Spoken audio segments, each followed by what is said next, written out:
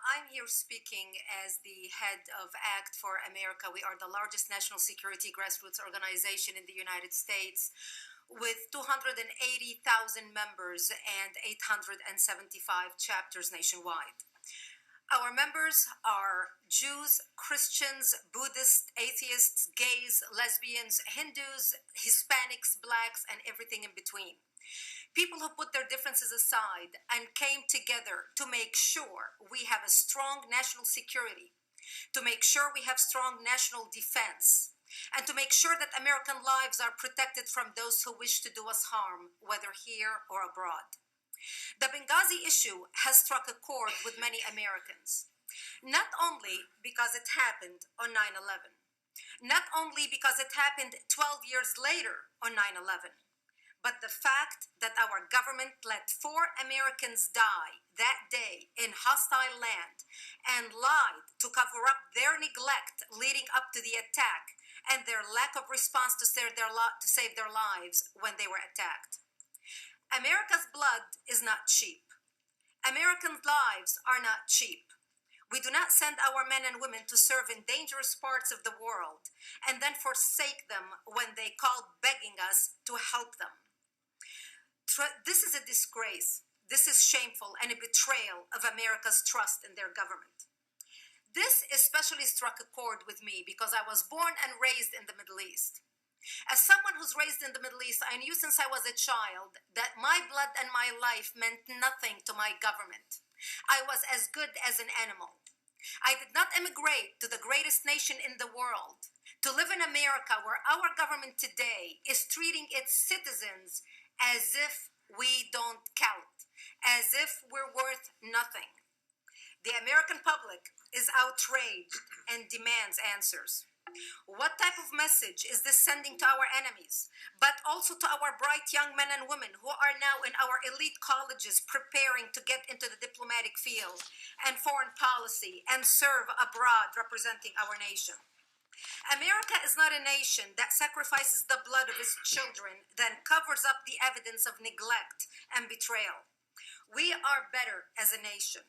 We deserve better as citizens than what we're getting from an incompetent government and a deceitful leadership.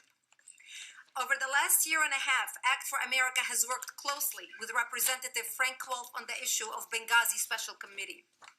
Our membership has placed thousands of phone calls to their federal legislators in support of the creation of a special committee. Thousands of our members have visited their elected officials back home in their communities and in Washington, D.C. during our national conference. And by the way, our national conference will take place this September 11th in Washington, D.C. on Capitol Hill. What better time to remind our elected officials of the importance of national security and strong defense than on 9/11. I urge many of you who are sitting in the audience here today to join us this 9/11 in D.C. And those of you watching us on the internet and in television, for more information, you can go to our website, actforamerica.org. We have sent out multiple Benghazi action alerts, 18 to be exact, to our full membership, asking them to contact their elected officials in support of the creation of a special committee. We worked with our members in individual targeted states to target their specific legislators who had not supported the Wolf Bill and to relay their view that this was a top priority issue. We received over 25,000 signatures to an open letter to the leadership to the U.S. Congress asking for the creation of the special committee. We are now a member of the newly created Benghazi Accountability Coalition, who has helped sponsor today's symposium. We will not waver in our commitment as the largest national security organization in the U.S. to see that justice is done and the truth comes out about what really happened in Benghazi. The American people want answers to so many questions. Why was Ambassador Stevens still in Benghazi even after the British and all other foreign governments closed their embassies and pulled out their personnel? Was there a weapon swap program between Benghazi and Syria, and who authorized it? Was Ambassador Stevens involved, and was that the reason why he was still there? Why were additional requests for security denied?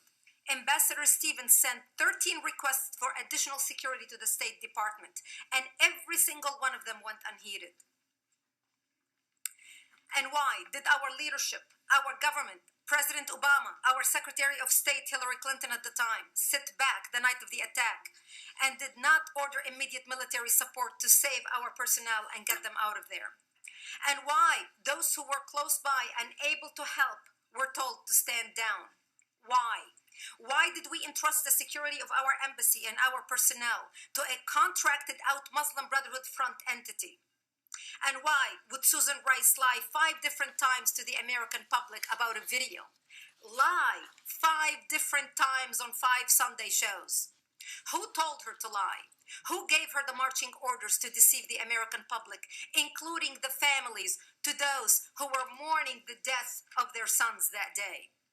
No matter how long it takes, we at Act for America will keep the pressure on until we get to the bottom of Benghazi.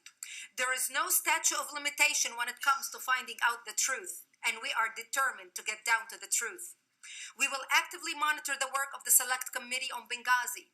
We will see to it that those responsible for the death of 4 brave Americans are held accountable. We will see to it that justice is served no matter how long it takes. Thank you.